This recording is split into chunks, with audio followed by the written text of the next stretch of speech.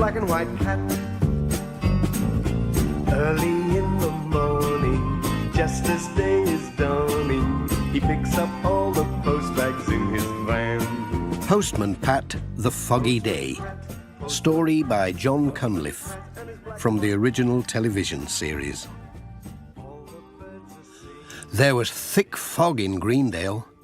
Postman Pat had to go slowly along the winding lanes. "This is nasty," said Pat. Jess fluffed up his fur. He didn't like the fog either. It made a cold and clinging wetness in the air. Pat was late when he reached the village post office. Mrs. Goggins was busy dusting the shelves. "Good morning, Mrs. Goggins," called Pat. "Sorry I'm late. It's this blessed fog." "No need to hurry," said Mrs. Goggins. "There's no sign of the letters yet. The fog's made you late. It'll make the letters late too. Come in and sit down and have a cup of tea." Pat went into Mrs. Goggins' sitting room at the back of the shop. There were big armchairs and a blazing fire. Pat warmed his hands and sat back amongst the cushions. Jess curled up near the fire and purred. "I'll just brew up," said Mrs. Goggins. "Thank you," said Pat. "This is lovely." Pat was just getting warm and comfortable, and Mrs. Goggins was just bringing the tea and biscuits when ping went the shop's doorbell. "Oh, it's early for a customer," said Mrs. Goggins. "That's a good cup of tea," said Pat. But Mrs. Goggins came in with a mailbag saying, "It's here." Pat was surprised. "What, already? Just as I've picked my favourite biscuit too. No time for that now. I'd better be on my way. Come on, Jess." He went into the shop and helped Mrs. Goggins to sort the letters, then out into the fog again, and Pat was on his way. He knew the Greendale roads well enough, but they looked different in the fog. He went the wrong way somewhere, so he stopped to look at a signpost. But it wasn't a signpost, only a crossroads sign. Now what? Pat didn't know which way to go. He walked along the lane trying to see where he was. Then he saw someone standing in the field. He said, "Why is he so still? It must be Ted Glen out after rabbits. He'll know the way. I'll pop over with his letter and ask him." Pat walked across the field very quietly so as not to frighten the rabbits away. He touched Ted on the shoulder. Ted didn't move. He put the letter in Ted's pocket. Still Ted did not move. He gave Ted a nudge. Ted swung round suddenly. Oh, it wasn't Ted at all. It was a scarecrow. Pat did feel silly. He said, "Sorry, Scarecrow. The letter isn't for you, and I don't suppose you can tell me the way in this fog. Goodbye." Pat walked back to the road. He was wondering what to do when he saw lights coming through the fog. It was Alf Thompson on his tractor. Luckily, he wasn't lost. He soon showed Pat which way to go. Pat was on his way again. His next stop was at the church. The Reverend Timms met him at the door. He said, "Hello, Pat. Isn't this fog ghastly? I don't know how you find the way. It's choir practice, too. I expect Miss Hubbard will come. Nothing stops her. 3 letters today? Thanks, Pat. Now go carefully and trust in the Lord. Goodbye." "Cheerio, Reverend." When Pat looked in his van, Jess had gone. He looked everywhere. He called, "Jess!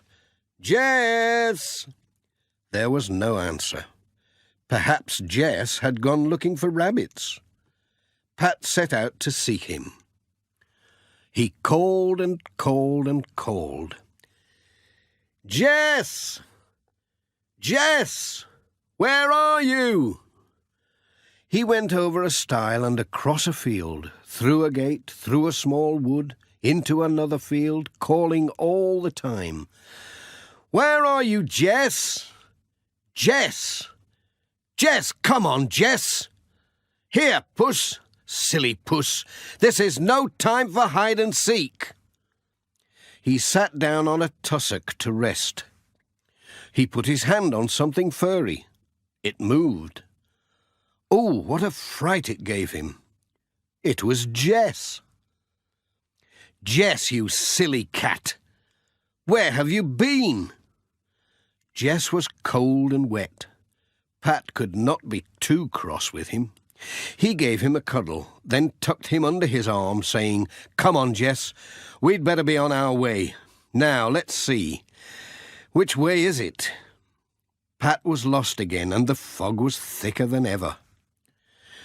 "Now you've done it, Jess. We're really lost this time." Pat began to wander about in the fog. He couldn't find the road, let alone his van. He walked into mud, up to his ankles. Then he stumbled through a stream and a patch of nettles. The branches of a tree scratched his face and knocked his hat off. The fog swirled round him. He was lost, and more surely lost with every step.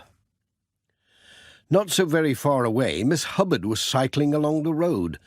When she saw Pat's van, she stopped and looked inside. "No Pat? No Jess?" she said. "I wonder if they're in the church."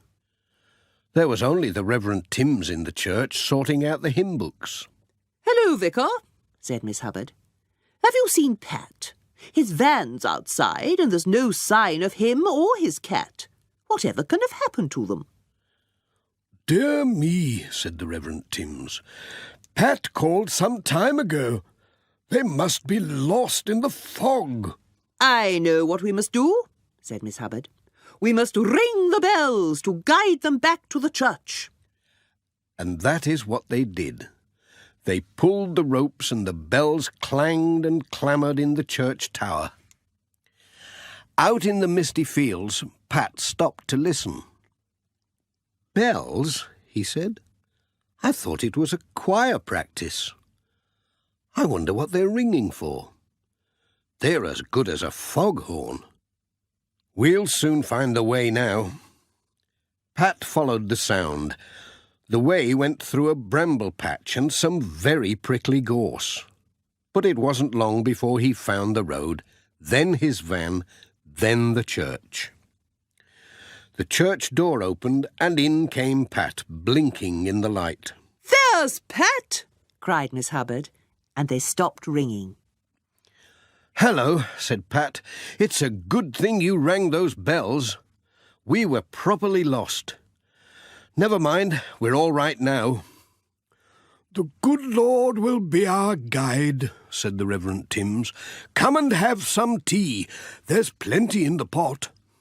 "Thanks, I need it," said Pat. There was milk for Jess. They talked of other foggy days they had known and enjoyed their tea. Then Miss Hubbard said, "Look at the windows!" The coloured glass was shining quite brightly. "It's much brighter outside." They went to the door.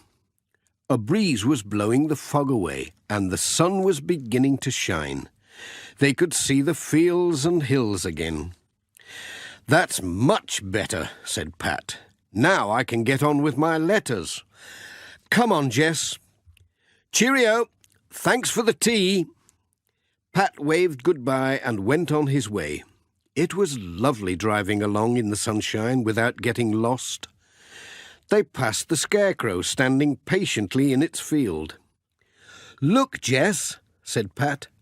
"That scarecrow's still waiting for a letter." Jess was hoping there would be a rabbit pie for tea.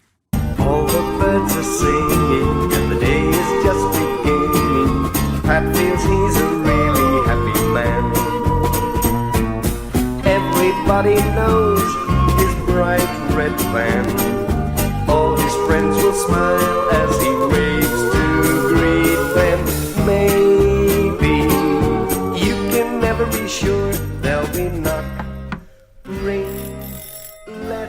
through your door.